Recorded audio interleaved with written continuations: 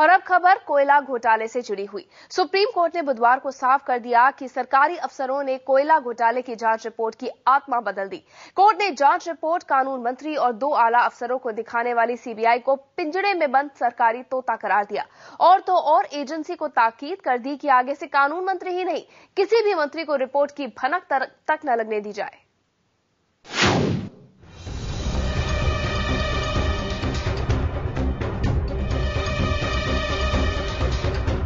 घोटालों से घिरी सरकार जैसे कोयले के इस कांड में रंगे हाथों पकड़ी गई और शायद इसीलिए सुप्रीम कोर्ट ने वो कुछ कह दिया जो शायद अब तक कभी नहीं कहा।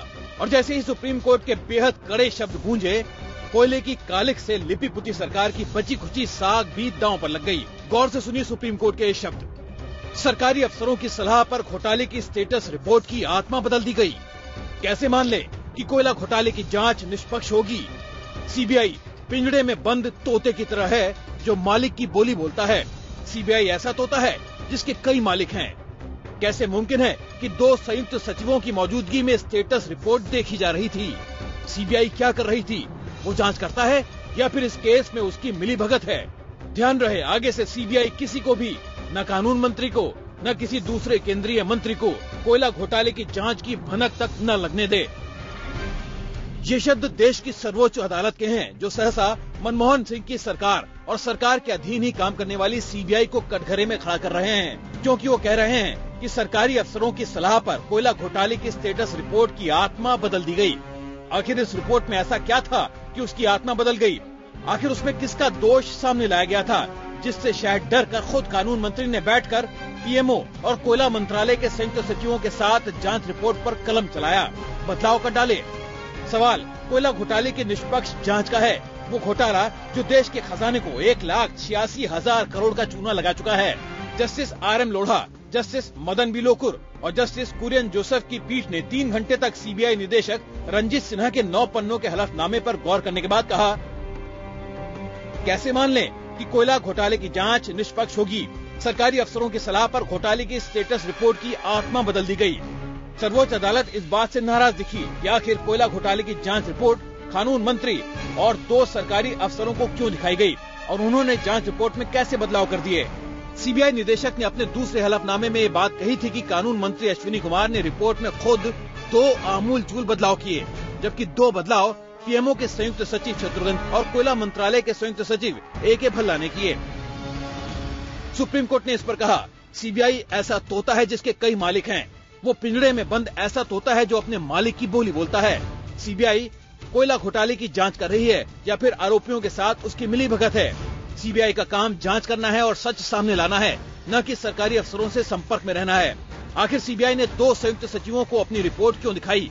उन अफसरों का काम सीबीआई से बात करना कतई नहीं है। जांच रिपोर्ट प्रगति रिपोर्ट नहीं है जिसे सरकार और अफसरों के साथ साझा किया जा सके। अगर कानून मंत्री और दूसरे सरकारी अफसरों के कहने पर स्टेटस रिपोर्ट में बदलाव किए जाते हैं तो क्या जांच की स्वतंत्रता प्रभावित नहीं होती? कोयला घोटाले की जांच में अब तक कोई प्रगति नहीं हुई है। सीबीआई को सरकार और सरकारी अफसरों के दबाव से निपटना आना चाहिए।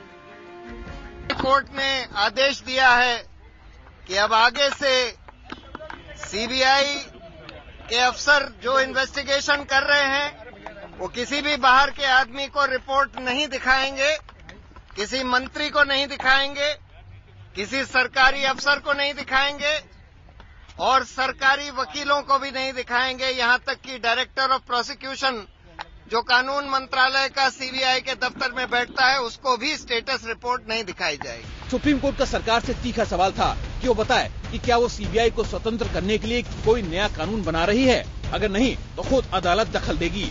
कोर्ट ने सीबीआई निदेशक को साफ कह दिया कि आइंदा ऐसी गलती न हो।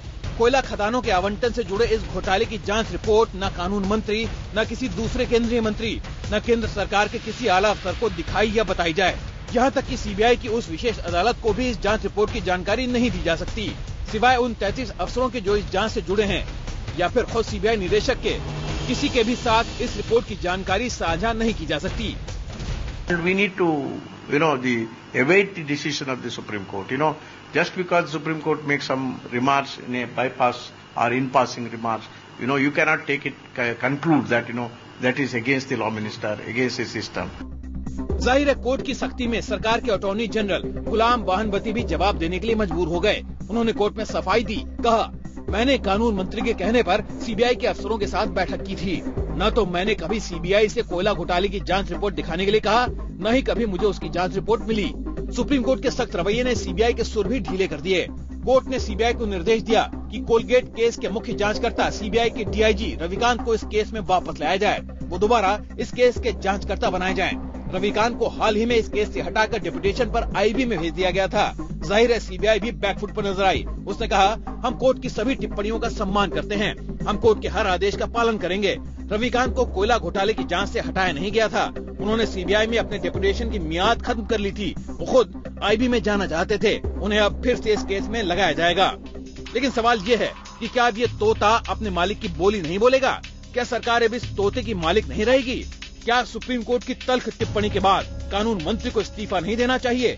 क्या कोर्ट की फटकार के बाद अटॉर्नी जनरल को इस्तीफा नहीं देना चाहिए? क्या सीबीआई डायरेक्टर को अपने पद पर बने रहने का अधिकार है? और क्या सरकार के मुखिया के तौर पर और अब इतने आरोप और सुप्रीम कोर्ट के ऐसे सख्त लहजे के बाद खुद प्रधानमंत्री मनमोहन सिंह को कुर्सी पर बने रहने का अधिकार है? जिस कोयला खदान घोटाले की जांच सीबीआई कर रही है उसके दस्तावेज 1.5 लाख पन्नों में बिखरे हुए हैं। इनसे भ्रष्टाचार के जड़ तक पहुंचना कोई आसान बात नहीं होगी, लेकिन हो सकता है कि ये मुकदमा सीबीआई को स्वतंत्र और निष्पक्ष बनाने में मील का पत्थर साबित हो। कैमरामैन उज्जवल गांगुली के साथ एहतिशाम खान, दिल्ली, IBN 7।